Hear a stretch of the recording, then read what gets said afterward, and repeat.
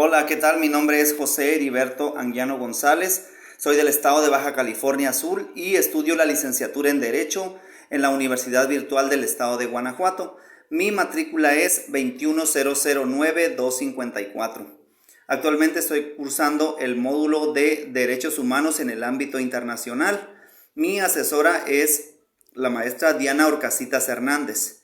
A continuación voy a presentar el reto 5 titulado ¿Cuál es la responsabilidad del Estado mexicano? Para ello, conforme el análisis de dos casos prácticos de los que daré lectura y responderé unas preguntas. El caso 1 dice así: Ana se encontraba pacíficamente repartiendo panfletos a las personas que se manifestaban en la plaza de armas de su ciudad.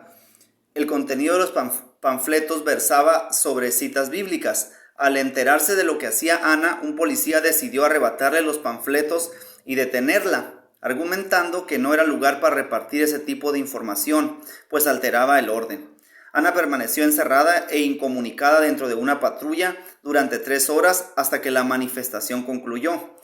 Posteriormente, el policía la trasladó a la barandilla, donde recibió burlas y calificativos peyorativos por el personal de seguridad pública. Luego de un día detenida, la dejaron en libertad. Ana denunció el hecho ante la Fiscalía General del Estado, así como ante la Comisión Estatal de Derechos Humanos. Ambas instituciones omitieron el inicio de cualquier procedimiento, por lo cual Ana acudió a la Justicia Federal, donde resolvieron incompetencia para conocer del asunto. 2 años después, Ana presentó su caso ante la Corte Interamericana de Derechos Humanos.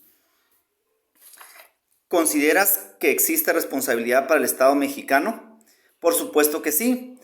Hubo muchas violaciones a derechos humanos fundamentales. Se transgredieron diversos derechos establecidos tanto en la Constitución como en los tratados internacionales de los que el Estado mexicano es parte y de los cuales tiene la obligación de cumplir. Podemos mencionar los siguientes. Número 1, derecho a la libertad de expresión, establecido en el artículo 6 de la Constitución Política de los Estados Unidos Mexicanos, que señala, artículo 6, la manifestación de las ideas no será objeto de ninguna inquisición judicial o administrativa, sino en el caso de que ataque a la moral, la vida privada o los derechos de terceros, provoque algún delito o perturbe el orden público. El derecho de réplica será ejercido en los términos dispuestos por la ley. El derecho a la información será garantizado por el Estado. Toda persona tiene derecho a libre acceso a información plural y oportuna, así como a buscar, recibir y difundir información e ideas de toda índole por cualquier medio de expresión, como el caso. Así como se transgredió también lo que señala el artículo 19 de la Declaración Universal de Derechos Humanos, que indica que todo individuo tiene derecho a la libertad de opinión y de expresión. Este derecho incluye el no ser molestado a causa de sus opiniones, el de investigar y recibir informaciones y opiniones, y el de difundirlas sin limitación de fronteras por cualquier medio de expresión.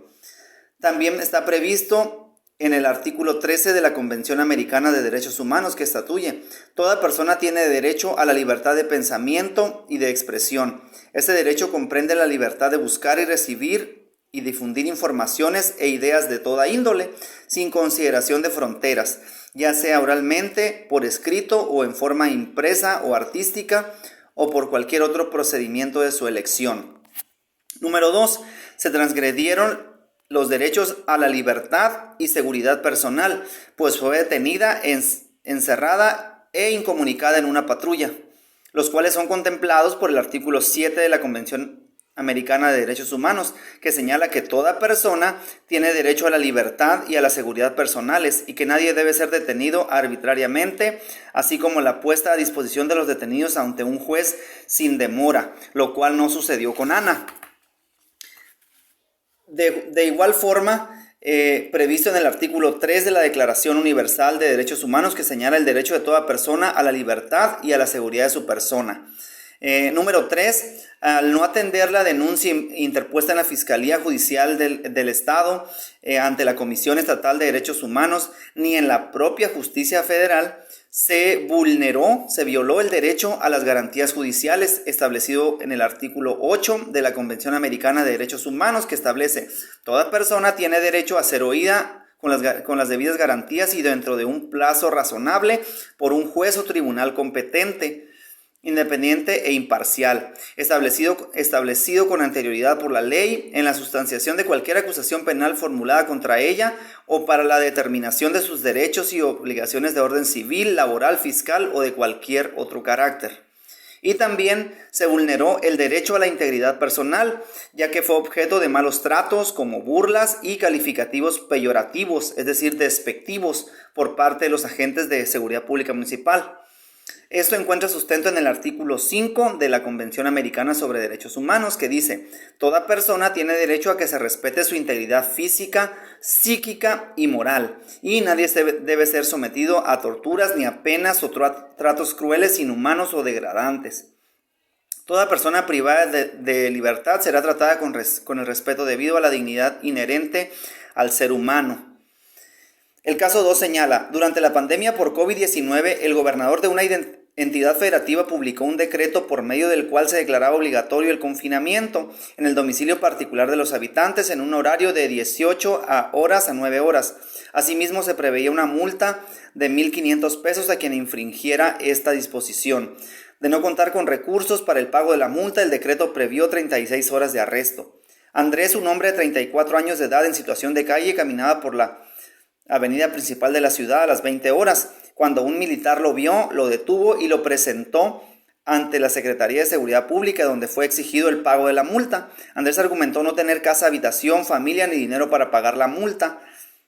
Como consecuencia, fue privado de su libertad durante 36 horas y boletinado con una fotografía incluida en redes sociales como: el primer detenido, un sinvergüenza capaz de negar a su familia con tal de no pagar la multa. Derivado de lo anterior, fue localizado por una asociación civil a través de la cual se planteó su caso en la jurisdicción militar y ordinaria hasta ponerse de conocimiento de la Corte Interamericana de Derechos Humanos.